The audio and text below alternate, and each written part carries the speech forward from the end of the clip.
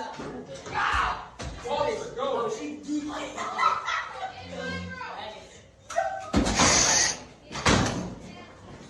Someone help, please.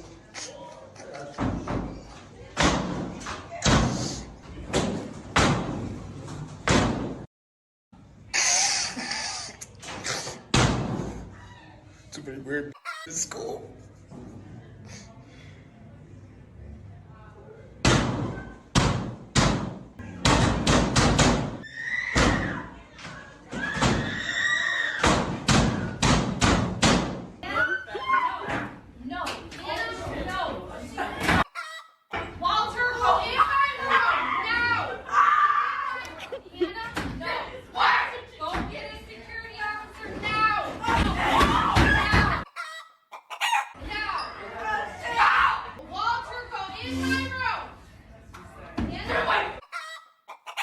What? You don't believe in fat acceptance and reparations for big-boned individuals? Send in Godzilla Karen immediately. Welcome back, beautiful and amazing human beings. My name's Luke Gradowski here of wearechange.org, and there's a lot of just absolutely crazy news to get into today. Not just domestically, not just with what's happening in Ohio, but also internationally with what is happening with the call for a push for a one world government. We're going to be talking about that larger, nuanced idea here on this independent media broadcast, as well as some more troubling news for the American public and their crumbling infrastructure that the government will fix by making sure more white guys can't work. Yes, lots of crazy stuff happening. We're going to be talking about that plus a lot more. If you like the shirt that I'm wearing, you could get it on thebestpoliticalshirts.com. And the clip that we played in the beginning of this broadcast was originally shared by @FightHaven on Twitter. And if you like combat sports, not really, but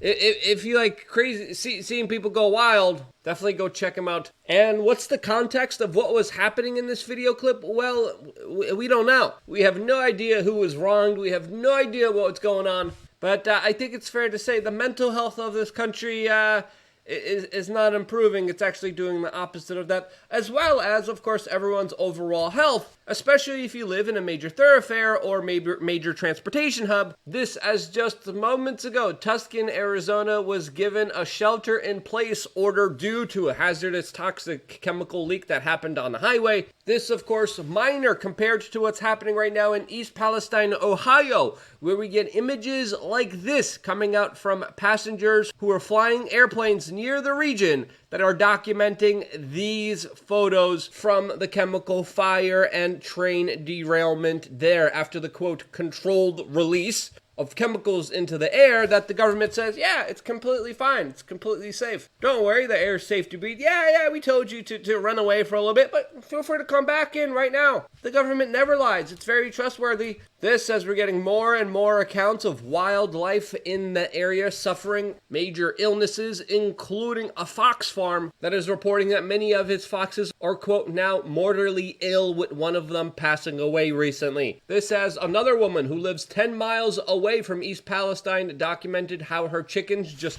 dropped dead. So I walked up to the cage, and this is what I found. Amanda Brashears was going to feed her 5 hens and rooster this morning when she discovered them all lifeless, practically in the same position, with no signs of a predator entering their enclosure. I'm beyond upset and quite panicked because they may be just chickens, but they're family. Brashears says her chickens were alive and well yesterday. She believes the smell following the detonation of the train carrying chemicals that derailed in East Palestine is to blame for her birds' sudden death. My video camera footage shows my chickens were perfectly fine before they started this burn. And as soon as they started the burn, my chickens slowed down and they died. If it can do this to chickens in one night, imagine what it's going to do to us in 20 years. And you got to be clucking kidding me. 20 years?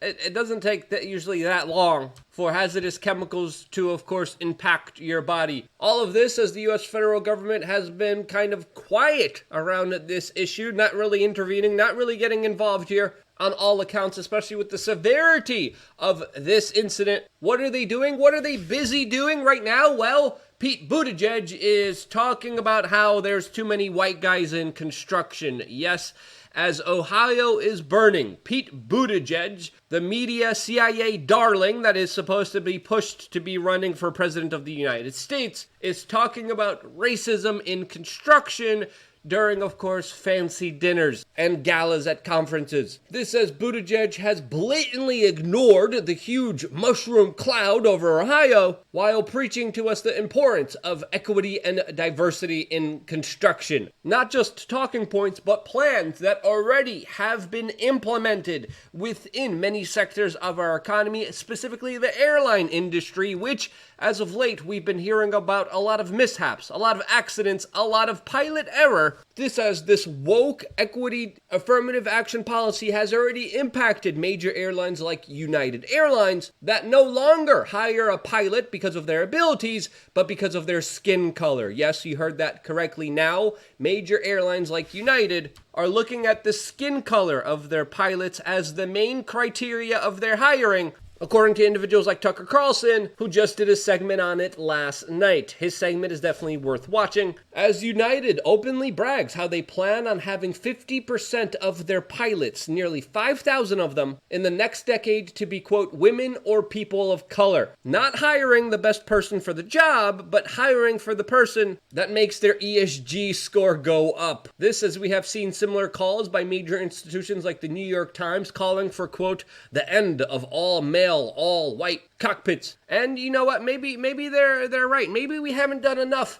for all the different people out there. This is why I think we should definitely have handicap and blind pilots. I mean, it's only fair that we reverse the discrimination against blind people by making them pilots. This as even Elon Musk responded to United announcing this by, of course, putting up the party face emoji. All of this as this doctrine, of course, first emanated from major prestigious college institutions that now are also accepting students just for writing hashtag Black Lives Matter 100 times on their application. Yes, you heard that correctly. Stanford just accepted a teen that wrote a hashtag Black Lives Matter 100 times on their application. NBC News wrote that this was a short but very powerful message that is helping this teen be on a path to success. And even as a fellow person of color, this is absolutely insane and ridiculous. And if you can't see it, you're either too afraid to address it or you're just not paying attention. Unlike all the members of Uncensored.com that are paying attention, that are extremely smart, as we are all talking to each other, a part of our quasi-secret, not-so-secret platform and organization, not really an organization, on LukeUnfiltered.com. It's our own members area. We will have a special video available for you right after this one, as well as continuing the larger conversations between you and me through our forum. The conversations have been incredible, have been really awesome, and really shows us what kind of members that are well informed, better informed than almost the average American person can do when they finally start getting together and at least expressing and talking about very important ideas. In the last two videos, I talked about my upcoming project of launching a live stream. To hear about my upcoming projects, to even decide who my co-host is going to be, join LukeUncensored.com and start to participate in the forum, as this is an awesome place to exchange ideas, meet like-minded individuals. All of that is possible, plus a lot more on our members area, LukeUnfiltered.com. See you there right after this broadcast, as of course we're not done here and still have to jump into our main topic, and that topic of course is the New World Order, something that we have been talking about from I think the very beginning of our existence here on this particular platform, something that has been of course ridiculed, ostracized, said it doesn't exist. There's major industries like Hollywood of course always using this term, politicians have been using this term, central controllers have been using this term, but there still is a concerted effort to try to, of course, stifle the real conversation when it comes to this larger globalistic concept known as the New World Order. And no, I'm not talking about a new Marvel movie. I'm talking about the idea of a centralized government that, of course, has its tentacles in almost every aspect of your life, launching a total control grid of what they call, quote, global order. This is another kind of buzzword used by many internationalists and globalists, just like we recently seen used by foreignaffairs.com, talking about how Ukraine is the contingency of global order. Now, these descriptions are of transforming society for the liking of the few people that, of course, already have way too much power and control in our society, and many times politicians who usually sell out the most are the ones who call for it the most. George Bush Sr., of course, is one of those politicians, a man of the CIA that has also called for this, especially in his 1990 speech, calling essentially for a world order, which generally is just a blanket statement used by many politicians to call for more power and authority for themselves. A lot of these politicians usually have the same kind of policies like George W. Bush has, like Nikki Haley has, like of course Joe Biden have, that are very pro-establishment, pro-globalization, pro-international banking corporate state, and counter to, of course, many populist nationalistic policies that they have set as their main enemy that stands in their way of the subjugation of the human free spirit. It definitely looks like a lot of the same politicians calling for a new world order definitely read from the same script, as they openly call for mass migration, big tech censorship, divide and conquer agendas, building back better, a great reset, and of course, how can we not forget, making the weather gooder. Yes.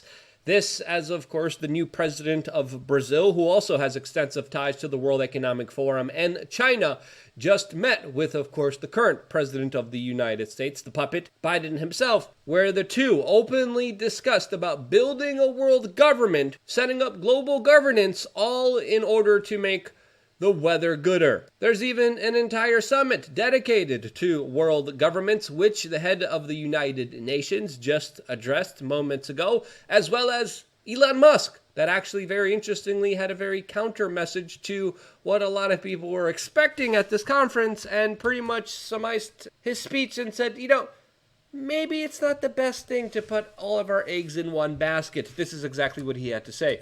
One thing I should say, and I know this is called the World Government Summit, but I think we should be maybe a little bit concerned about actually becoming too much of a single world government.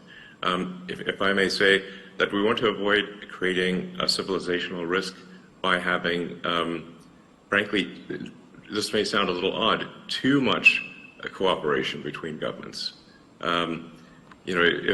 If you look at, say, at history and the rise and fall of civilizations, that really all throughout history, civilizations have risen and fallen, but it hasn't meant the doom of humanity as a whole, because there've been all these separate civilizations that were separated by great distances. And so, say like while Rome was falling, Islam was rising, and so you had like the sort of caliphate doing incredibly well while Rome was doing terribly. And that actually ended up being a source of preservation of knowledge and many scientific advancements. And so I think we want to be a little bit cautious about being too much of a single civilization, because if we are too much of a single civilization, then if the whole thing may collapse. I'm obviously not suggesting war or anything like that, but I think we want to be a little bit wary of actually cooperating too much. It sounds a little odd, but we want to have some amount of civilizational diversity, such that if something does go wrong with some part of civilization, that the whole thing doesn't collapse. And humanity keeps moving forward. And even though many times I don't agree with Elon Musk, he does make a very solid point here against the larger concept of where we all have been going to, and that is the total control of human society that, might not be the best for everyone. Maybe everyone under the same umbrella, under the same ruler, under the same laws, or boot as it should be called, maybe isn't the best diverse approach towards existing on this planet. And I would absolutely agree with him, as of course, throughout human history, there has always been a group of individuals that have tried to subjugate the entire world for themselves. Fewer people, control of many people, leads to, of course, many problems. And the more you centralize authority, the more you centralize decisions for yourself that someone else is making for you, the more problems you have in your life. And this is why decentralization has been one of the biggest things that I have been advocating for throughout my entire career. Because when you have decentralization, you have individual choices and decisions made by persons that represents the biggest minority of them all, the individual. I don't want no bureaucrat telling me how to live. I don't want no bureaucrat telling me what I should believe in, what I should listen to, what I can't listen to. And slowly and surely, especially with the larger technological advancements, with the fourth industrial revolution, this is a path that we're moving towards that, of course, we should be stopping and at least negotiating and having a larger conversation about, and we're not. Now, of course, Elon Musk said a lot during his speech to the World Government Summit, and we're going to be clipping some of those on our YouTube channel, as of course, he also talked about a universal basic income, aliens. We're going to be clipping those and making those into shorts specifically on our YouTube channel. So if you haven't subscribed yet, click the subscribe button and the notification button, and don't forget to check out our shorts, as this is one way that, of course, we're helping get a lot of this information out there to the general public. Now, I know a lot of what I said in this video has been sort of a little vague here, but when you look at the trajectory of where humanity is heading, it is headed towards a new world order. It is headed towards more centralization. It is headed towards more laws, more rules, more regulations that, of course, stifle human growth and prosperity, while allowing some of the most powerful people in this world to become more powerful, more greedy, and more rich. And that trajectory is not one that I want myself and my future children to be on. What about you? If you agree, share this video with your friends and family members. If you disagree, I especially want to hear your comments down in the comment section below. I wouldn't be here if it wasn't for you guys actively watching and sharing these videos. I got one more video coming your way here on Uncensored.com. I love you guys. Stay tuned for more here on wearechange.org.